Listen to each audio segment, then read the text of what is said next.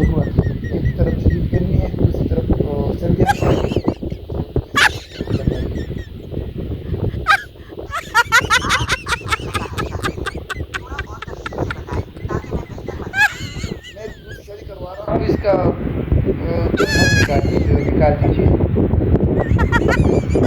یہ ایک پرسنل اور سینسیٹیو مسئلہ ہے۔ وہ تو آپ مجھے کو اس پتہ ہے۔ فیصلے یہ ایک پرسنل اور سینسیٹیو مسئلہ ہے۔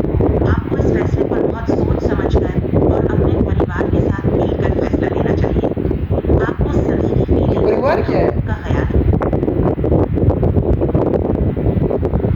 آپ کا مسئلہ لغو ہے اور آپ کو اس پر مسئلے کو سلجھانے میں مدد چاہیے تو آپ کسی محترم اور تجربہ کار شخص سے رابطہ کر سکتے آپ ہیں۔ سے ایسے علاوہ کوئی فیصلے تجربہ کار پرسنل اور شخص ہو ایموشنل سکتا ہوتے ہے؟ ہیں، اس لیے ضروری ہے کہ آپ سبھی پہلوؤں پر غور فرما کر فیصلہ لیں۔ آپ سے کوئی تجربہ کار شخص ہو سکتا ہے؟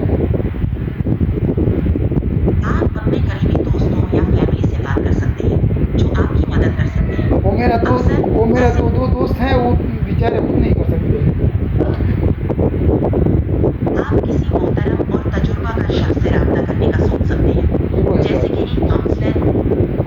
یار آپ کسی دوسری محترم شادی کروا رہا ہوں، اس کا حل بتا دیجیے کہ کیسا شادی کروں میں؟ ضرورت ہے یار۔ یہ ایک بہت پرسنل مسئلہ ہے اور اس پر آپ کو سبھی پہلوؤں پر غور فرما کر فیصلہ لینا چاہیے۔ آپ اپنے دوستوں، فیملی یا کسی تجربہ کار شخص سے رابطہ کر سکتے ہیں جو آپ کو بہتر مشورہ دے سکتے ہیں۔ ایسے فیصلے میں سبھی کے جذبات اور حقوق کا خیال رکھنا ضروری ہے۔ جو آپ بتا رہے ہو شریک حیات ہو، اس کے علاوہ سسرال، اگر ان کو میں اس بتایا کہ میں دوسری شادی کروا رہا ہوں تو پھر چپل اور جھاڑو اس سب کی شیلنگ ہو رہی ہے مجھ پہ۔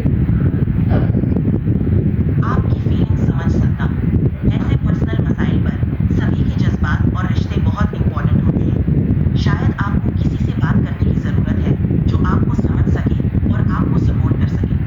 آپ کو اپنے جذبات اور سوچ پر غور کرنا ہوگا اور کسی ایسے شخص سے بات کرنی ہوگی جو آپ کو بہتر سمجھ سکے۔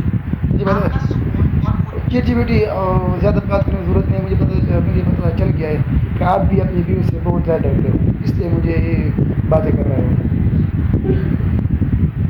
مجھے معاف کریں اگر آپ کو ایسا محسوس ہوا۔ میرا مقصد